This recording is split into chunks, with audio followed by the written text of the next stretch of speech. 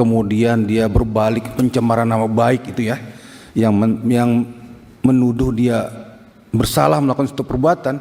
Ini presiden buruk bagi perkembangan hukum di Indonesia. Sosok Rikwanto, ex-jenderal polisi sebut kasus Nabila Obrien jadi presiden buruk hukum di Indonesia.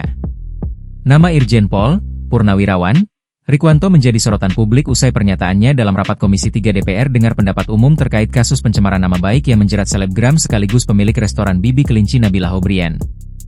Dalam forum tersebut, Rikwanto menyebut kasus dugaan pencemaran nama baik Nabila Obrien dapat menjadi presiden buruk bagi hukum di Indonesia. Pernyataan Rikwanto beralasan karena dia menilai Nabila Obrien belum pantas ditersangkakan.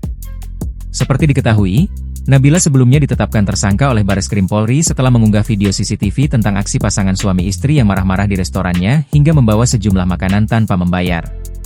Kalau berkaitan dengan pemberitaan dia itu belum pantas dipersalahkan, kemudian dia berbalik pencemaran nama baik itu ya, yang menuduh dia bersalah melakukan satu perbuatan, ini presiden buruk bagi perkembangan hukum di Indonesia, kata Rikwanto dalam rapat di Komisi 3 DPR, Jakarta, Senin, 9 Maret 2026.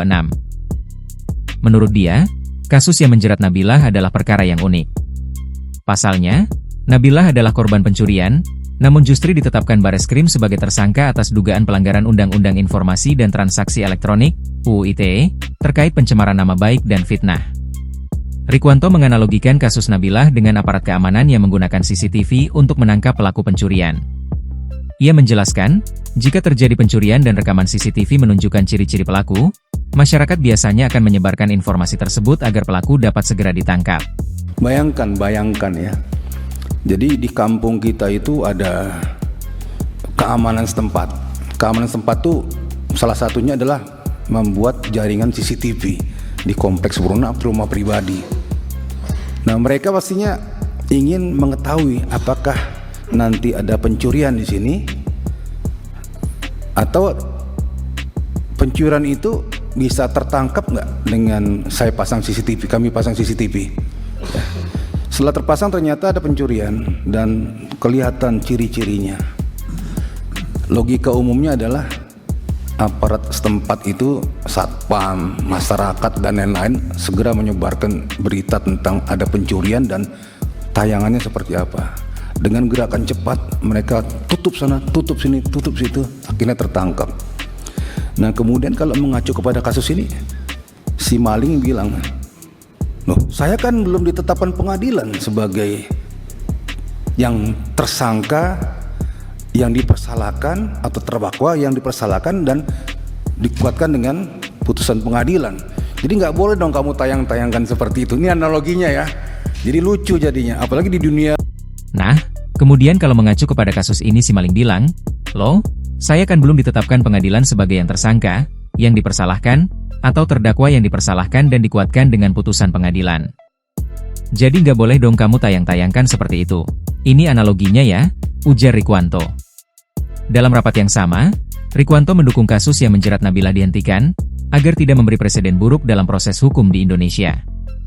Saya setuju Pak Ketua, ini dihentikan ya supaya masyarakat juga jangan takut melapor tentang kejahatan yang ada di sekitarnya. Dari fraksi Partai Golkar setuju sekali ini diselesaikan secara baik, tegasnya. Rikwanto adalah purnawirawan Polri dengan pangkat terakhir Inspektur Jenderal, Irjen. Dia lahir di Medan, Sumatera Utara pada 1 Januari 1965. Rikwanto merupakan lulusan Akademi Kepolisian, Akpol, 1988A. Sepanjang karirnya, ia dikenal sebagai sosok yang intelektual dengan menyelesaikan pendidikan di PT IKA, 1999, dan Sespim Polri. Dalam kehidupan pribadinya, Rikwanto didampingi oleh sang istri, Lisna.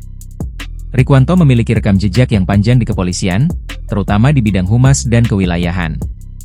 Karir kepemimpinannya mulai menonjol saat menjabat sebagai Kapolres Karanganyar, 2006, dan Kapolres Klaten, 2007. Beberapa jabatan strategis yang pernah diembannya antara lain: Kapolda Maluku Utara, 2020. Kapolda Kalimantan Selatan, 2020 sedih jabatan teritorial terakhirnya sebelum purna tugas. Ia mengakhiri masa dinasnya sebagai analis kebijakan utama bidang Jemen Ops Itwasum Polri pada 2023. Pasca purna tugas, Rikwanto memilih jalur pengabdian baru di legislatif melalui Partai Golkar. Sebagai anggota Komisi 3 DPR RI, ia kini bertugas mengawasi bidang hukum, HAM, dan keamanan, sebuah bidang yang sangat linier dengan pengalaman puluhan tahunnya di kepolisian. Download Tribun X sekarang, menghadirkan lokal menjadi Indonesia.